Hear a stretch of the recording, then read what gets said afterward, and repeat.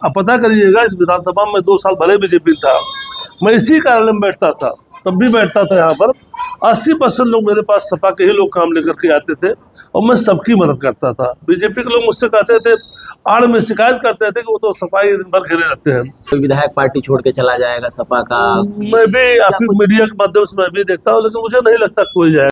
जलालपुर में जैसे जाम की बड़ी समस्या रहती है, इसके अलावा जो बस स्टॉप है, इसकी समस्या से लोग जूझ रहे हैं। जलालपुर की समस्या के संदर्भ में मुझे तो चूंकि सदन भी कम चला था उस समय जी, मुझे 3-4 बार सदन में बोलने का मौका मिला था। मैं समझते पूरे कार्यकाल में 3-4 बार सदन चला जब मैं विधायक था। तुम बीजेपी में हो ना?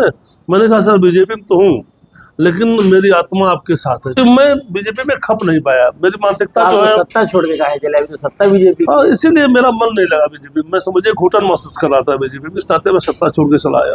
3 साल पहले तो स्नेह मुझे मिलता रहता है, बहुत बड़ी बात है। मुझे उन्होंने वो जैसे व्यक्ति को 17 वोट वाले को टिकट देकर के विधायक बनाया, मैं उनका आजीवन आभारी रहूंगा, ऋणी रहूंगा। उससे गलती हुई, मैं उसको महसूस करता हूँ। अम्बेडकर नगर जिले की सियासत में जलालपुर का नाम बेहद महत्वपूर्ण है। जलालपुर की सियासत समय समय पर बदलती रही, कभी राम लखन वर्मा, तो कभी शेर बहादुर सिंह, और फिर राकेश पांडे के परिवार के इर्द गिर्द घूमती नजर आई। लेकिन वक्त बदला और सियासत की परिस्थितियां अब बदलती नजर आ रही है।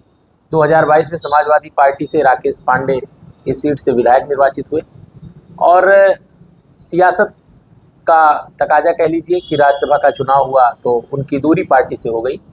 और पूर्व विधायक सुभाष राय आज हमारे साथ आपको फ्रेम में दिख रहे हैं।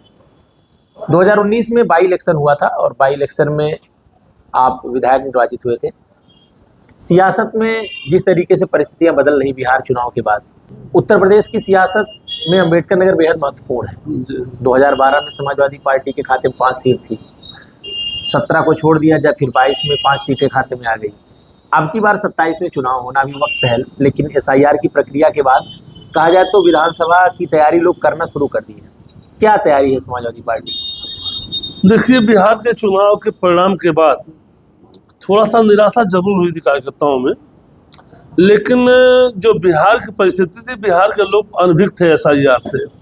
बिहार के चुनाव से यूपी के लोगों को एक सबक मिला और हमारे माननीय राष्ट्रीय अध्यक्ष अखिलेश यादव जी के निर्देश पे यहाँ के समाजवादी पार्टी के कार्यकर्ता बूथ स्तर से लेकर के प्रदेश स्तर के बड़े बड़े पदाधिकारी से लेकर सारे लोग बहुत ही ईमानदारी निष्ठा से लग गए और SIR का अक्षरता, जो राष्ट्रीय नेतृत्व का निर्देश था, उनके हिसाब से अक्षरता पालन किए। मेरे समझ से कोई और छूटा नहीं है जिसका SIR फॉर्म न भरा गया हो।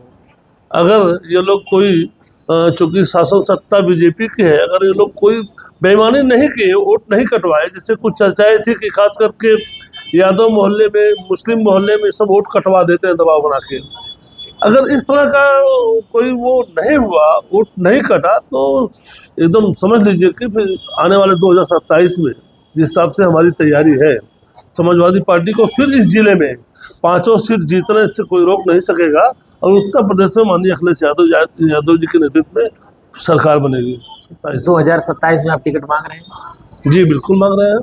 जैसा पार्टी का निर्देश होगा टिकट मांगना, मैं चूंकि पार्टी में हूँ, पार्टी काम कर रहा हूँ, पार्टी अगर मुझे उस लायक समझेगी तो टिकट देगी। समाजवादी पार्टी से 2019 में आप विधायक हुए और कार्यकाल थोड़ा सा मिला, तो मन में टीस रह गई कि जलालपुर का विकास नहीं कर पाए? जी जी, देखिए मेरा दुर्भाग्य था या जनता का दुर्भाग्य है, उस समय चूंकि मैं विपक्ष का विधायक था और आप जान रहे हैं जलालपुर का चुनाव किस तरह से, आप भी भली बात परिचित हैं, किस तरह से यहाँ धन बल बाहुबल सबका प्रयोग हुआ था। लेकिन उसके बाद भी यहाँ की जनता ने, सम्मानित जनता ने मुझे उत्तर प्रदेश की विधानसभा में उपचुनाव में भेजने का काम किया और जब मैं विधायक बना उसी समय कोरोना जैसी वैश्विक महामारी आ गई और विधायकों की निधि बंद कर दी गई।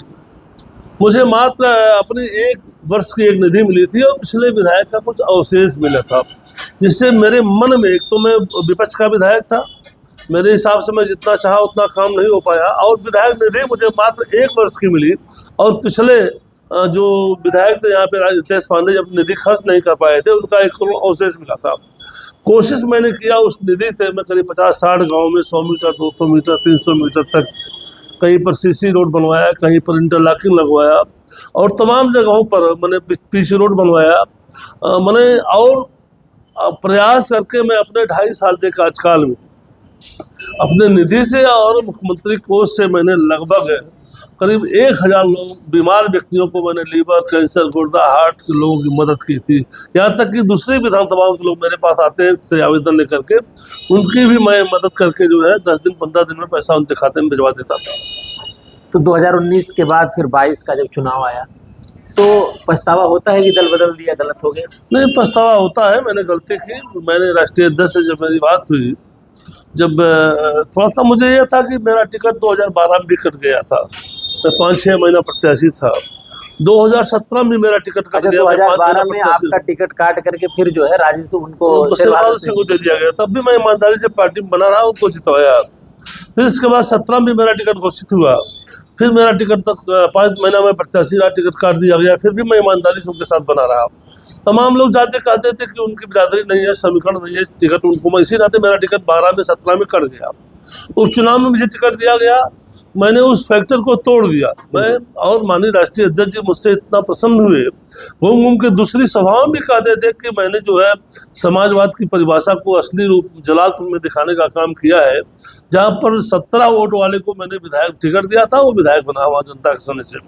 तो मुझे थोड़ा सा ये था कि जब उसको मैंने दिखा दिया कि मैं मेरी बिरादरी ने, तब भी मुझे हर जात के लोगों ने सपोर्ट किया, मैं विधायक बन गया।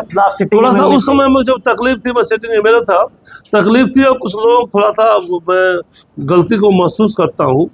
इस संदर्भ में जब मैं फिर पार्टी में आने के लिए जब मैंने बात किया माननीय राष्ट्रीय अध्यक्ष जी से, तो राष्ट्रीय अध्यक्ष जी को जब मैंने करीब 1.5-2 साल बाद मेरी वार्ता हुई जब फोन से, तो मैंने प्रणाम किया, मैंने परिचय बताया, तो कहा नहीं मैं बात, हाँ बताओ, मैं जान गया तुम बीजेपी में हो ना। मैंने कहा सर बीजेपी में तो हूँ, लेकिन मेरी आत्मा आपके साथ है, क्योंकि मैं, आप पता करिएगा, इस विधानसभा में 2 साल भले बीजेपी था, मैं इसी कार्यालय में बैठता था, तब भी बैठता था। यहाँ पर 80% लोग मेरे पास सपा के ही लोग काम लेकर के आते थे, और मैं सबकी मदद करता था। बीजेपी के लोग मुझसे कहते थे, आड़ में शिकायत करते थे कि वो तो सफाई दिन भर घेरे रहते हैं, क्योंकि मैं बीजेपी में खप नहीं पाया। मेरी मानसिकता जो है, सत्ता छोड़ के कहा चला, तो सत्ता बीजेपी, इसीलिए मेरा मन नहीं लगा बीजेपी में। मैं समझे घुटन महसूस कर रहा था बीजेपी में, इस नाते में सत्ता छोड़ के चला आया। अम्बेडकर नगर जिले की सियासत को आप भली भांति जानते हैं, क्योंकि आपने जिला पंचायत सदस्य राजनीति किया। जी। अभी चर्चा होती रहती है कि दल बदल होगा, कोई विधायक पार्टी छोड़ के चला जाएगा सपा का। मैं भी आपकी मीडिया के माध्यम से मैं भी देखता हूँ, लेकिन मुझे नहीं लगता कोई जाएगा यहाँ पे, क्योंकि अब यहाँ का एक कार्यकर्ता यह तय कर लिया है कि माननीय राष्ट्रीय अध्यक्ष जी को, अखिलेश यादव जी को हम पुनः 2027 में उत्तर प्रदेश का मुख्यमंत्री बनाएंगे। इससे मुझे नहीं लगता कि कोई यहाँ पे समाजवादी पार्टी को छोड़ करके जाएगा। जलालपुर में जैसे जाम की बड़ी समस्या रहती है, इसके अलावा जो बस स्टॉप है, इसकी समस्या से लोग जूझ रहे हैं। जलालपुर की समस्या के संदर्भ में मुझे तो, चूंकि सदन भी कम चला था उस समय, मुझे 3-4 बार सदन में बोलने का मौका मिला था। मैं समझ पूरे कार्यकाल में 3-4 बार सदन चला जब मैं विधायक था। उस 3-4 बार में मैंने लगातार जलालपुर की जो मूलभूत आवश्यकताएं थी, जैसे सबसे प्रमुख समस्या यहाँ पर जो थी, वो यहाँ सबसे प्रमुख समस्या थी जाम की जी। तो मैं बहुत प्रमुखता से जाम की समस्या को मैंने जो है विधानसभा के अंदर उठाने का काम किया था। और मेरे वहाँ पर प्रश्न उठाने के नाते ही यहाँ पर सर्वे हुआ था बाईपास का, 4000 कुछ करोड़ का वहाँ पर एस्टीमेट जमा था। लेकिन मेरे पास पत्र अभी नहीं है, मुझे मालूम होता तो मैं आपको दिखाता। उससे लिख के आ गया कि इसका निर्माण जो है वित्तीय उस पर जो है निर्भर करेगा, वित्तीय स्वीकृति नहीं, वित्तीय निर्भरता धन पर, वित्तीय उसमें, जिसके नाते जो है वित्त का संकट है, जिसके नाते जो बनना मुश्किल है। इस नाते नहीं बन पाया। मैंने रोडवेज की मांग उठाया, मैंने उर्दू बाजार में जो है यहाँ पर पुल की बात, 2 मीटर जन सहयोग से पुल बना हुआ, उसको मैं पुल की उर्दू बाजार से लेकर के मोरा घाट मुगरा डीला तक पुल की मांग मैंने किया था। यहाँ पर राजकीय महिला महाविद्यालय की बात मैंने किया था, स्टेडियम की बात किया था, बस अड्डे की बात किया था। और हमारे यहाँ 2-3 प्रमुख पुल है नदियों के यहाँ जो बनाने हैं, बहुत जरूरी। अमोला घाट है, डलारी घाट है, लक्ष्मीपुर घाट है, यहाँ पे आपका ये गौरा मोहम्मदपुर घाट पे है। तमाम मैंने पुलों की मांग की थी, तमाम चीज़ें अधूरी रह गई है। जब जनता ने फिर मौका दिया, पार्टी ने फिर मुझे मौका दिया, तो मैं जरूर इसके लिए प्रयास करूँगा। समीकरण फिट बैठेगा 27 में? बिल्कुल बैठा, बिल्कुल समीकरण फिट बैठेगा। तो आपकी तैयारी है? बिल्कुल तैयारी में तो, हमेशा तैयारी में तो 24 मैंने 12 महीना परमानेंट तैयारी करता रहता हूँ हमेशा। क्षेत्र में कोई आप पता करिए, मैं बहुत ज़्यादा फेसबुक पर नहीं डालता हूँ, लेकिन प्रतिदिन मैं कम से कम 4-6-10 गाँव में डेली मेरा रूटीन है, मैं जरूर जाता हूँ सुख दुख में। तो मेरी तैयारी तो हमेशा रहती है, 12 महीना रहती है। अभी आपने जलालपुर के पूर्व विधायक सुभाष राय जी को सुना, सत्ता छोड़ करके विपक्ष की राजनीति कर रहे हैं। नहीं तो अभी तो बीजेपी में गए थे, बीजेपी से चुनाव भी लड़े थे, लेकिन पूरा 5 साल का कार्यकाल भी ठीक ठाक था, लेकिन वापस चले आए समाजवादी पार्टी में। समाजवादी पार्टी नेतृत्व के करीबी भी है। 2027 सियासत की क्या परिस्थितियां बनेंगी ये तो वक्त बताएगा, लेकिन अगर आप गांव में या किसी चौराहे पर इस नाम की चर्चा करेंगे तो वो किसी दल के लोग हों, इस नाम पर सहमति जता ही देते हैं।